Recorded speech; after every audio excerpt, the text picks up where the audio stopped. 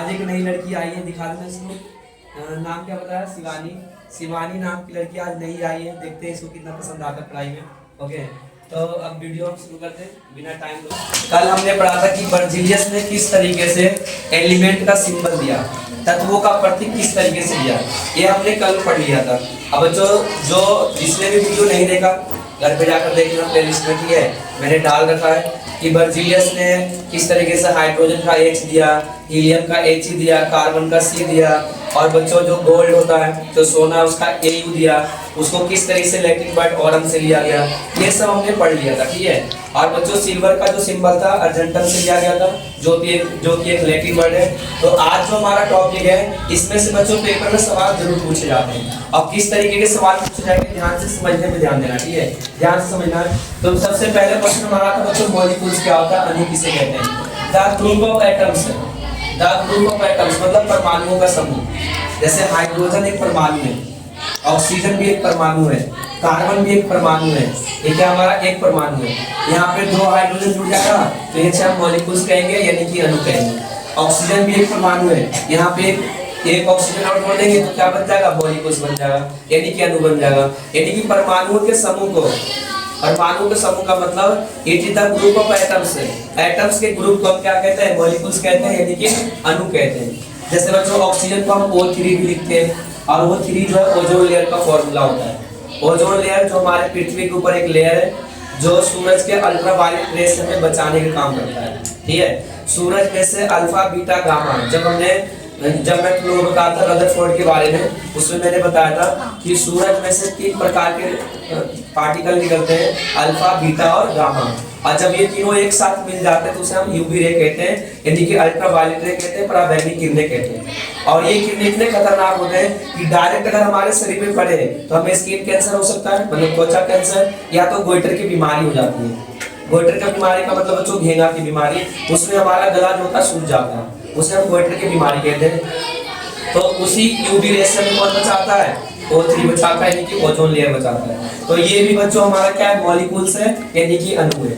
यानी परमाणुओं के समूह को अणु कहते हैं। It is the group of atoms. जो ग्रुप का एटम्स होता है उसी को हम क्या कहते हैं? मॉलिक्यूल्स कहते हैं। इस बात को बच्चों हमेशा ध्यान रखना क्योंकि पेपर में पहचानने के लिए आ जाता है। ओके, उसके बाद बच्चों ये क्वेश्चन व्हाट इज एटॉमिसिटी, परमाणुकता किसे कहते हैं? एटॉमिसिटी का मतलब होता है परमाणुकता।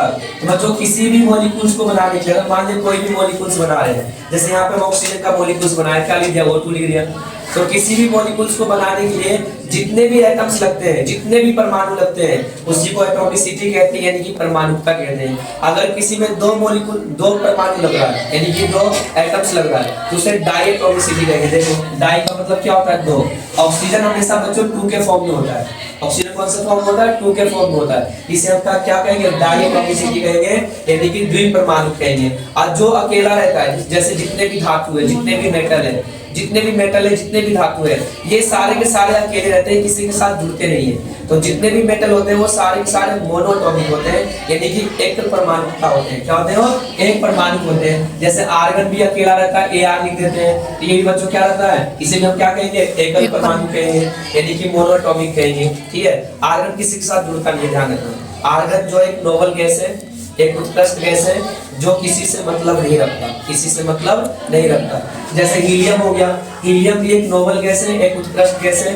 नोबल गैस उसे कहा जाता है, उत्कृष्ट गैस उसे कहते हैं जो किसी से भी मतलब ना रखे, जो किसी से भी मतलब ना रखे, ना तो मेटल से ना तो नॉन मेटल से, यानी कि ना तो धातु से ना तो अधातु से, उसे नोबल गैस कहते हैं। अब बच्चों हीलियम भी एक नोबल गैस है जो कि अकेला रहता है, इसीलिए इसे मोनोएटॉमिक कहेंगे यानी कि एकल परमाणु कहेंगे, एकल या एक परमाणु कहेंगे। ठीक है बच्चों, हीलियम का प्रयोग ट्यूबलाइट में किया जाता है, एरोप्लेन के टायर में किया जाता है, उड़ने वाले जो गुब्बारे होते हैं उसमें भी हीलियम का प्रयोग किया जाता है। क्योंकि हीलियम जो एक लाइट गैस है, एक हल्की गैस है, इसलिए इन जगह पे इसका प्रयोग है जो किया जाता है। एरोप्लेन के टायर में इसलिए किया जाता है क्योंकि जब एरोप्लेन जब लैंड करता है तो बहुत तेजी से पहिया घूमने लग जाता है, और तेजी से घूमने के कारण उसमें फ्रिक्शन होता है, मतलब घर्षण होता है। और जहाँ पे भी फ्रिक्शन होगा, जहाँ पे भी घर्षण होगा, वहाँ पे हीट का प्रोडक्शन होगा, मतलब उष्मा का निर्माण होगा, और टायर क्या हो जाएगा? फट जाएगा। तो उसके अंदर ऐसे गैस डाले जाते हैं जो रिएक्शन ही ना करे बाहर के एटमॉस्फेयर से, वो कौन होता है? हीलियम होता है। कौन होता है? हीलियम। ठीक है बच्चों, और हीलियम एक लाइट गैस है इसलिए भी किया जाता है। उसके बाद बच्चों ऑक्सीजन जो होता है O2 के फॉर्म में होता है हमेशा, इसलिए डाई एटॉमिक कहेंगे कि द्वि परमाणु कहेंगे। और बच्चों यहाँ पे देखो सल्फर, सल्फर को हम S8 लिखते हैं, S8। सल्फर कभी अकेला नहीं होगा, सल्फर अगर होगा तो 8 सल्फर के साथ जुड़ा होगा, क्योंकि अकेला रहेगा तो स्टेबल नहीं हो पाएगा। आखिर दूसरे के साथ क्यों जुड़ जाते हैं? अपने आप को स्टेबल करने के लिए, अपने आप को स्थिर बनाए रखने के लिए।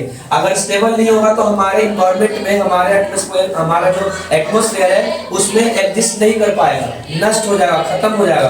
तो अपने आप को बचाए रखने के लिए, अपने आप को स्टेबल बनाए रखने के लिए ये हमेशा दूसरे के सहारा लेकर दूसरे के साथ जुड़ जाता है। जैसे ऑक्सीजन ऑक्सीजन के साथ जुड़ जाता है, नाइट्रोजन नाइट्रोजन के साथ जुड़ जाता है, हाइड्रोजन हाइड्रोजन के साथ जुड़ जाता है। ऐसा क्यों हो रहा है? ताकि अपने आप को स्टेबल रख सके। और सल्फर 8 सल्फर के साथ जुड़ जाता है अपने आप को स्टेबल रखने के लिए। इसमें 2 से ज्यादा, 4 से ज्यादा, इसे क्या कहेंगे? पॉलीएटॉमिक कहेंगे। पॉलीएटॉमिक का मतलब बहुपरमाणु कहेंगे। इसमें 2 है तो डाई, ये भी 2 है, डाई, ये भी 2 है, डाई। ठीक है, जिसमें एक होगा मोनो। जितने भी मेटल होते हैं वो सारे मोनो होते हैं, क्योंकि मेटल अकेला रहता है हमेशा। मेटल जो होता है हमेशा अकेला रहता है, इसलिए उसे क्या कहते हैं? मोनो कहते हैं। समझ में आ गया बच्चों? ये एग्जांपल जो पेपर में पूछ लेगा, ये आपसे ये वाला दे देगा, कहेगा एक परमाणु का उदाहरण दो या मोनोएटॉमिक का उदाहरण दो, तो ये बताना पड़ेगा। या तो तुमसे पूछेगा आर्गन जो है कौन से एटॉमिसिटी है, तो क्या बताना है? मोनोएटॉमिक है। कहीं से ही पूछ लेगा, इधर वाला दे देगा, इधर का पूछ लेगा, इधर वाला दे देगा, इधर का पूछ लेगा। और कभी कभार डेफिनेशन पूछ लेता है इसका। इसका डेफिनेशन भी बच्चों याद करना बहुत जरूरी है, बहुत ज्यादा इंपॉर्टेंट है। अब बच्चों डेली काम डेली किया करो, फिर ज्यादा प्रॉब्लम नहीं होगी। जैसे मैंने कल पढ़ाया था तो शायद ही कुछ बच्चों को याद होगा, मैं लास्ट में पूछूंगा कौन कौन से बच्चे याद करके आए। ठीक है, सब पता चल जाएगा कौन कितना पढ़ रहा है। ओके, उसके बाद बच्चों हमारा जो मोस्ट इंपोर्टेंट टॉपिक है जिसका नाम है आयंस। What is ions? ठीक है, compound composed of metal and non metal containing charge. जितने भी मेटल होते हैं यानी कि धातु होते हैं, और जितने भी नॉन मेटल होते हैं यानी कि धातु होते हैं, सबके पास चार्ज होता है। सबके पास चार्ज का मतलब आवेश होता है।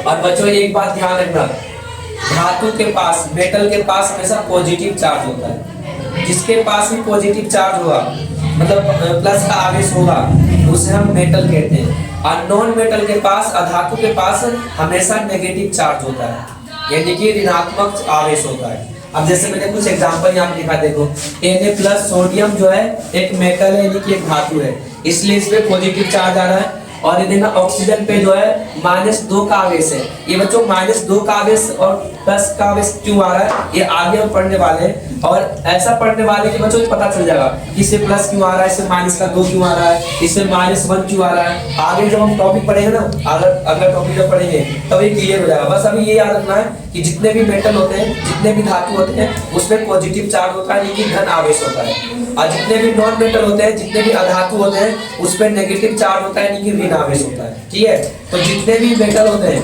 किसी पे पॉजिटिव चार्ज होता है, किसी पे नेगेटिव चार्ज होता है। ठीक है, और इसी चार्ज को हम क्या कहते हैं? इसी चार्ज को हम क्या कहते हैं? आयंस कहते हैं। ठीक है, मेटल पे जो भी चार्ज होता है, धातु पे जो भी आवेश होता है, उसी को हम क्या कहते हैं? आयंस कहते हैं। आयन का मतलब आयन होता है, हिंदी में भी इसे आयन ही कहते हैं। समझ में आगे टॉपिक है? ठीक है, उसके बाद बच्चों ये क्वेश्चन कई बार पेपर में आया हुआ है। ये क्वेश्चन जो है कई बार पेपर में आ चुका है, ध्यान रखना भाई। What is polyatomic ion? बहुपरमाणु आयन किसे कहते हैं? व्हाट इज पॉलीएटॉमिक आयन यानी बहुपरमाणु आयन किसे कहते हैं? बच्चों लास्ट में पूछूंगा, भी ध्यान रखना। लास्ट में पूछूंगा मैं क्या पढ़ा रहा हूँ, मैंने क्या समझाया, इसलिए ध्यान से सुनो और समझने पे ध्यान दो। ठीक है बच्चों, एक group of atoms carrying a charge is known as polyatomic ion. छोटा सा डेफिनेशन, ग्रुप ऑफ एटम्स मतलब बहुत सारे परमाणुओं का समूह होता है। ग्रुप का मतलब 2 या 2 से ज्यादा। ग्रुप का मतलब क्या होता है? 2 या 2 से ज्यादा। जब ग्रुप ऑफ एटम्स हो यानी परमाणुओं का समूह हो और उसमें कोई ना कोई चार्ज हो, या तो प्लस का चार्ज हो या तो माइनस का चार्ज हो, उसी को हम पॉलीएटॉमिक आयन कहते हैं। अब जैसे देखो NH4 एक ग्रुप ऑफ एटम्स है, इसमें 2 परमाणु है, एक नाइट्रोजन एक क्या है? हाइड्रोजन है, तो ग्रुप बन गया। इसमें कौन सा चार्ज है? प्लस का चार्ज है, तो ये क्या हो गया? हमारा पॉलीएटॉमिक आयन हो गया, यानी बहुपरमाणु आयन हो गया। अब देखो यहाँ पे भी दो आइटम्स है, 2 परमाणु है, एक ऑक्सीजन है, एक क्या है? हाइड्रोजन है, और इसमें माइनस का चार्ज है, तो ये भी क्या कहलाएगा? पॉलीएटॉमिक आयन कहलाएगा, यानी बहुपरमाणु आयन कहलाएगा। अब बच्चों यहाँ पे भी 2 एटम्स है, 2 परमाणु है, एक कार्बन एक क्या है ऑक्सीजन है, इसमें माइनस पे 2 चार्ज है, इसलिए हम क्या कहेंगे पॉलीएटॉमिक आयन कहेंगे। तो यही तो मैंने लिखा, it is the group of atoms, यानी कि ये जो होता है एटम्स के ग्रुप होते हैं, उसके ऊपर कोई ना कोई चार्ज होता है, परमाणुओं का समूह होता है जिसमें कोई ना कोई आवेश होता है, और उसी को हम क्या बोलते हैं पॉलीएटॉमिक आयन कहते हैं। समझ में आ गया बच्चों, कोई प्रॉब्लम नहीं आता। ये कई बार एग्जाम में आ चुका है, ध्यान रखना। ये देखो यहाँ पे 2 एटम्स है, एक सल्फर है, क्या है ऑक्सीजन है, इसमें भी चार्ज है, इसे हम क्या कहेंगे पॉलीएटॉमिक आयन कहेंगे। इसमें भी ये भी 2 एटम्स है, 2 परमाणु है, एक कौन है नाइट्रोजन, एक कौन है ऑक्सीजन। अब पावर कितना है इसमें, माइनस रहेगा तो सिर्फ -1 बोलेंगे, सिर्फ प्लस रहेगा तो +1 बोलेंगे, ठीक है। अब बच्चों ये प्लस माइनस क्यों आता है हम आगे पढ़ेंगे बिल्कुल डिटेल में, अभी बस इतना याद रखना, it is the group of atoms, ठीक है, कैरिंग ए चार्ज, मतलब परमाणुओं का समूह जिस पर नेट आवेश होता है, उसे हम क्या कहते हैं पॉलीएटॉमिक आयन कहते हैं। इसको बिल्कुल बच्चों दिल और दिमाग में सही से रखेंगे। उसके बाद देखो बच्चों सबसे ज्यादा इंपॉर्टेंट है, ये पेपर में ना आए ऐसा हो ही नहीं सकता, केमिकल फॉर्मूला बनाने के लिए 100% पेपर में आता है, 100% आएगा। अगर बच्चों नहीं आया ना तो पूरी फीस वापस ले लेना, ठीक है। अगर केमिकल फॉर्मूला पेपर में नहीं आया तो लिख लो बिल्कुल दिल और दिमाग में सही से, भाई पेपर में तो आएगा ही आएगा, साथ में 10वीं क्लास में सबसे ज्यादा काम आएगा। 9वीं क्लास में सिर्फ पेपर नहीं आता है, लेकिन 10वीं क्लास में पहले चैप्टर में, दूसरे चैप्टर में, तीसरे चैप्टर में और चौथे चैप्टर में, ये चारों के चारों चैप्टर में ये वाला पॉइंट है जो काम आता है केमिकल फॉर्मूला। अगर 9th क्लास में सही तरीके से केमिकल फॉर्मूला बनाने के लिए सीख लिया तो बच्चों 10वीं क्लास में 1% भी प्रॉब्लम नहीं होने वाली केमिस्ट्री में, क्योंकि शुरू का जो 4 चैप्टर होता है उसमें उसे हम केमिस्ट्री कहते हैं, रासायनिक विज्ञान कहते हैं, जो कि 25 नंबर का होता है। इसलिए बच्चों इस पॉइंट को बिल्कुल सुनना और समझना बहुत जरूरी है। एक मैंने डेफिनेशन लिखा है यहाँ पे, परिभाषा लिखा है, परिभाषा तो कभी कभार आता है, लेकिन परिभाषा पता होना चाहिए ना, तभी तो हम उसके आगे प्रोसेस जानेंगे क्या होता है। अब जो केमिकल फॉर्मूला होता है क्या, chemical formula compound is a symbolic representation. Symbolic का मतलब प्रतीकात्मक, मतलब प्रतीक के द्वारा दर्शाते हैं। जैसे मैंने तुमसे बोला बच्चों कार्बन डाइऑक्साइड, क्या करोगे लिख दोगे CO2, ये लिखोगे ना कार्बन डाइऑक्साइड। तो हमने क्या किया, पूरा नहीं लिखा ना, कार्बन का सिंबल C होता है और डाइऑक्साइड का O2 होता है, CO2 लिख दिया, इसी को हम केमिकल फॉर्मूला कहते हैं। लेकिन ये बना कैसे, ये तो मैंने याद करवा दिया था तुम्हें।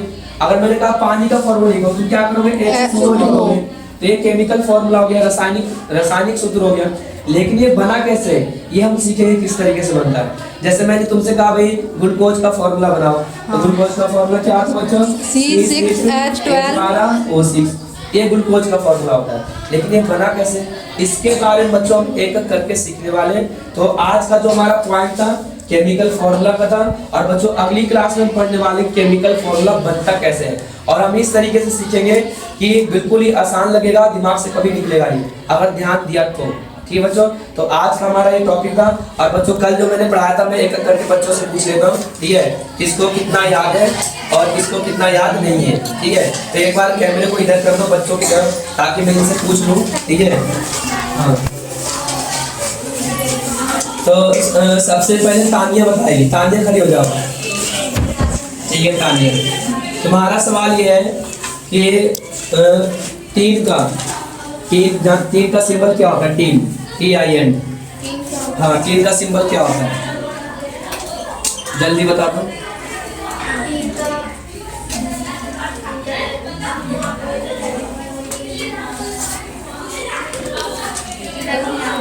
याद नहीं है, मैं लिखवाया था, पढ़ने पे ध्यान क्यों नहीं दे रहे हो तुम। क्रिया, स्टैंड अप। टीन का सिंबल क्या होता है,